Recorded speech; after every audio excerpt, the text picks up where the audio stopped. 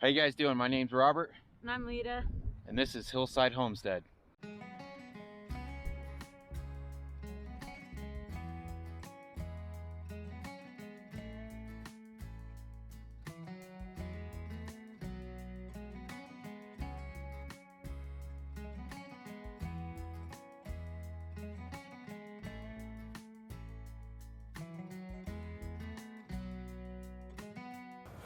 Well, good morning. It is November 5th, and we have a big day planned.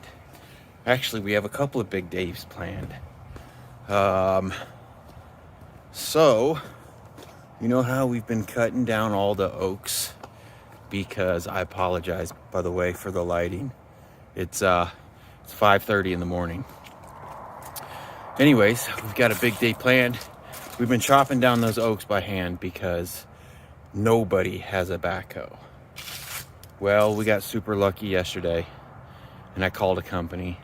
He said somebody just brought back a backhoe early because they pulled a log through a window on the backhoe and broke it. So I think they got discouraged and said, this is stupid, we shouldn't be doing this. We need to return this machine before we completely destroy it anymore. So we got a backhoe. They're gonna meet us at the out at the land, or actually they're gonna meet us in town. I'm gonna have to drive it up because the roads aren't wide enough to get a tractor trailer up there, and they're not wide enough to get my trailer up there. There's a couple of spots that are just too tight of a turn, which isn't a problem. We wanted this anyways.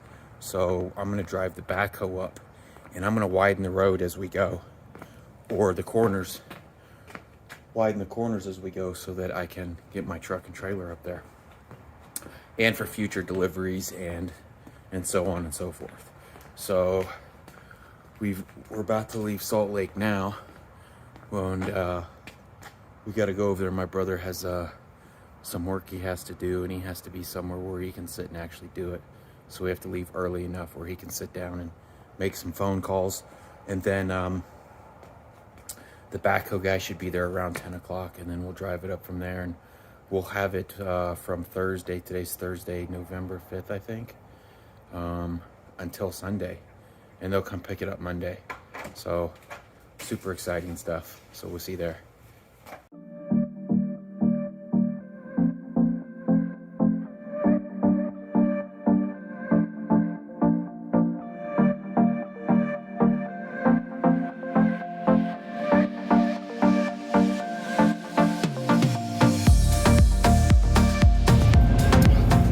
Well, we just got a call from the rental company about the backhoe.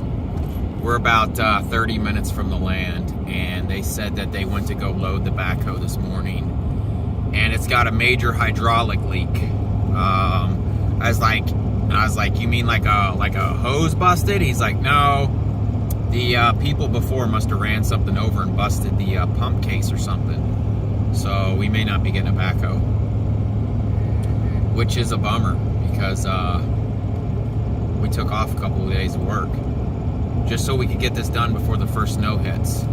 Because one of the major things that we have to do before we get power is they want to come out and do a soil sample, and they said we have to dig a 10-foot hole for them to do a soil sample. So it's kind of why we kind of rushed the whole backhoe thing. That way they could come out and do their soil sample, and we could get a power meter on out there, so we don't have to keep running off this generator all the time.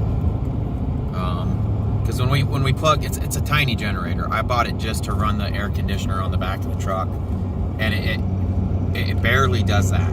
So anytime we plug in like a coffee pot or anything like that, it works the generator. And if it pulls too much voltage, then it just kicks it into safety mode, and you have to go out and flip the breaker. Just kind of a pain in the butt. So I don't know. He's looking for another backhoe. He said he's got one other place he's gonna try. He was trying to push me off till Tuesday. I was like, no way, dude, I'll be back at work on Monday. So I don't know. I'll let you guys know. All right, so I guess they got the all the issues fixed here, and they're about to drop the backhoe off to us, and we just have to drive it up to the land. And like I said, what I'm going to do is widen the roads on the dirt road as we come up, and we'll see how it goes.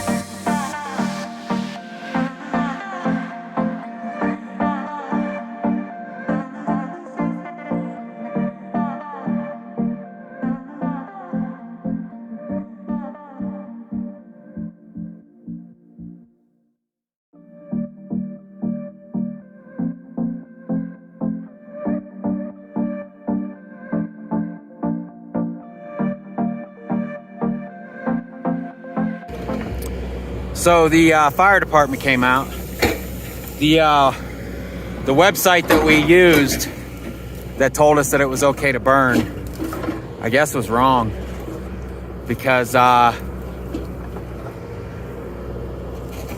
they got a couple of calls from some houses down there, and they weren't happy that we were burning. So we have to put that out, which we piled some dirt on. It's smoldering now. And they said if we pile this stuff up, they'll come out and burn it for us. So we're trying to get the most of the backhoe now. So this is kind of where we were thinking about putting the shop. So we're trying to cut into it and maybe make a somewhat of a level pad here. And then tomorrow we'll start scraping these trees out and piling them up. I really wish I had a root rake. And I'm not crazy about this backhoe. The front end, I think the backhoe part is too heavy because it makes the front end light, and you can't turn the front tires if you're trying to go a little fast, because it actually, it's like the tires are just floating on the ground, even with the weight of the bucket. So you try to turn, and your backhoe just keeps going straight. So this is his first time running the backhoe. He's playing around with it, and I'm sure he'll pick it up pretty easy. It's not too hard to run. It's been a while since I ran one myself, and it's taken me a minute to get back into the swing of things. But I think tomorrow we'll be rocking and rolling with this thing. The pastures are definitely a lot more unlevel than I realized. Once you get on that backhoe and you kind of get on the slope, that thing's top heavy too.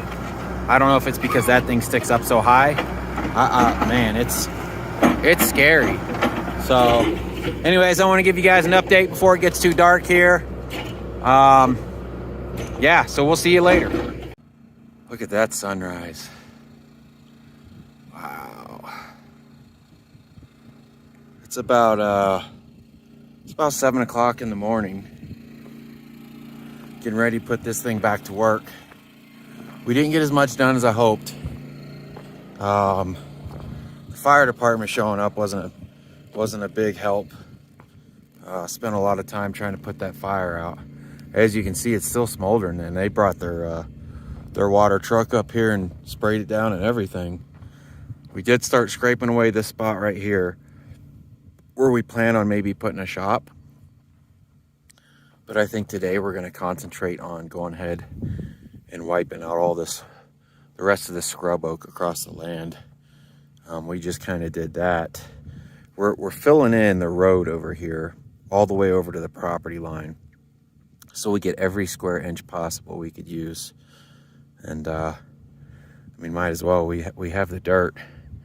The next step is to take that dirt and kind of fill in this this pasture that we're going to have here and try to make it a little more level. Yeah, so I think we decided last night that we're going to start scraping all of this down here first, and then scrape that up next. And then I think we want to do some more work up there where possibly the houses are going to go.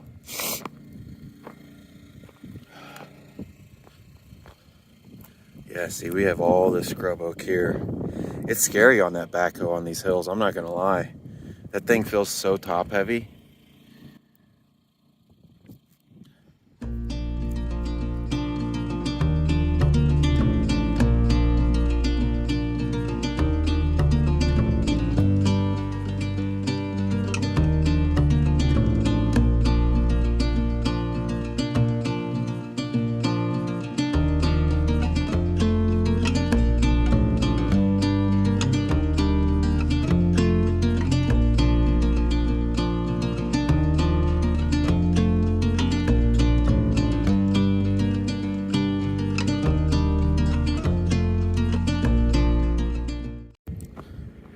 I don't know if I've mentioned this yet or not, but we met our neighbor a couple of weeks ago. He's getting ready to build his cabin up on top of the property because his property doesn't come all the way down like ours.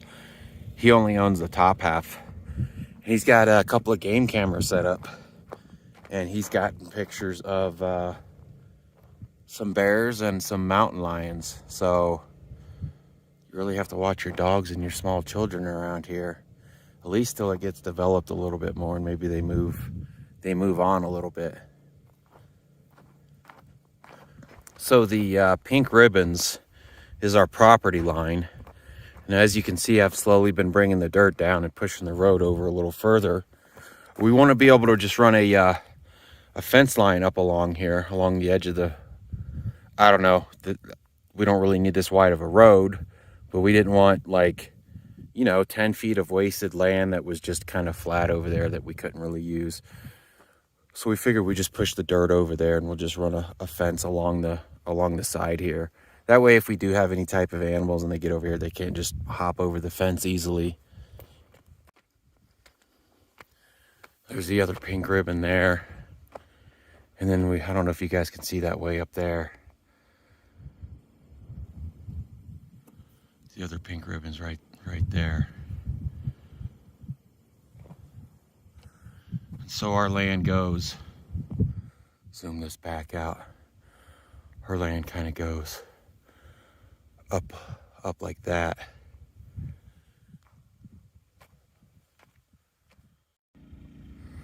So instead of buying a bunch of diesel cans to fill the backhoe up with, all we did was fill my transfer tank up with diesel, and then we're using one of these Harbor Freight self-priming jiggler pumps. I use it with my, I buy 55-gallon drums of E85 for a drag car I have, and that's how I get the fuel out of the drag car. We would obviously just pump it into the can, but the way this fuel pump works is there's a little hose that taps into the fuel tank of the truck. So we did this to save having to buy 4 or 5 gas cans or run into town. Our closest diesel station's probably 45 minutes one way.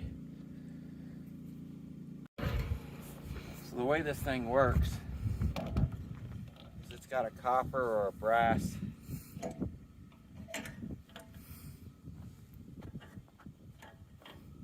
ball on the end of it. So when you shake this, it allows fuel to go in, but it doesn't allow it to go back into the tank, and then it creates the suction. So we'll stick that right down there. We're gonna need something to set this thing on after this fuel tank gets a little low though. And then you just jiggle it.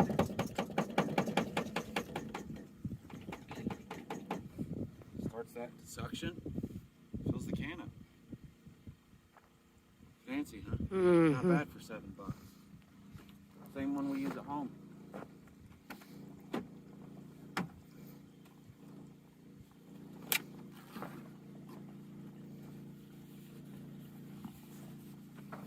Claims it'll do, what's it claim it'll do? 5 gallons a minute? Yeah, 5 gallons per minute.